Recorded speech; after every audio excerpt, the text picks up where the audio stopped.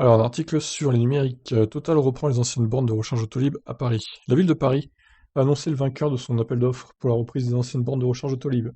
C'est finalement Total qui remporte la mise avec en guise de cadeau d'arrivée l'installation de 840 bornes supplémentaires. Il semble que tout sourit en ce moment au groupe Total, après avoir acquis en septembre 2020 le plus grand réseau de charge londonien, puis un réseau de 2000 bornes de recharge en Allemagne. Le groupe pétrolier français vient de réussir un coup d'éclat à Paris.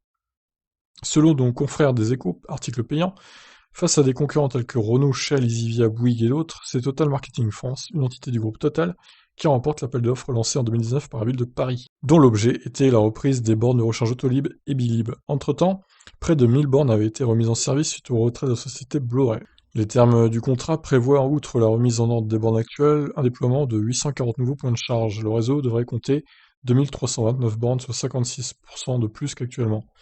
Dans le détail, les deux roues motorisées bénéficieront de 70 bornes de recharge à double entrée installées dans une dizaine de parkings souterrains. Il y aura également 80 bornes rapides, ça c'est bien. Le reste des bornes aura une puissance de charge à 7 kW. 7 c'est pas terrible par contre. Ils auraient pu monter à 22 au moins, putain. Ces nouveaux appareils devraient être installés dans un laps de temps de 13 mois. Et oui, 13 mois, ça coïncide évidemment avec l'objectif des 100 000 bornes du gouvernement, c'est-à-dire décembre 2021. Quant au prix de la recharge, il devrait être un peu plus cher du fait de l'investissement pour remplacer les anciennes bornes devenues obsolètes. À noter que les bornes dévolues à l'autopartage, Ubico, sont également comprises dans l'appel d'offres. D'après David Béliard, l'adjoint Europe Écologie Les Verts, en charge de la transformation de l'espace public, des transports, des mobilités, du code de la rue et de la voirie, rien que ça, ce contrat est une première étape. D'ici quelques années, ce sont 6000 bornes de recharge qui seraient nécessaires. L'élu écologiste se félicite de cette bonne opération financière, bien qu'il ne soit pas totalement convaincu de travailler avec une entreprise liée à l'extraction d'énergie fossile, mais sa proposition était la meilleure. En effet, ce contrat décennal rapportera à la ville de Paris une redevance minimale garantie de 2,88 millions d'euros par an. Cette concession attribuée à Total Marketing France doit être encore approuvée par le Conseil de Paris qui devrait se réunir prochainement. Bah, y a pas de raison qu'ils disent non, de toute façon.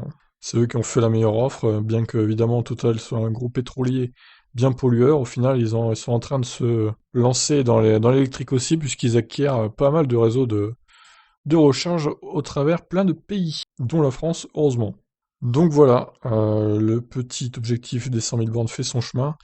Mais bon, honnêtement, c'est pas avec 2300 bornes supplémentaires, enfin 840 même supplémentaires, et 2329 au total, que tout ça va nous rapprocher de l'objectif des 100 000 bornes. On en est encore très très loin malheureusement. Sur ce, je vous laisse réagir. Qu'est-ce que vous en pensez? Ciao ciao.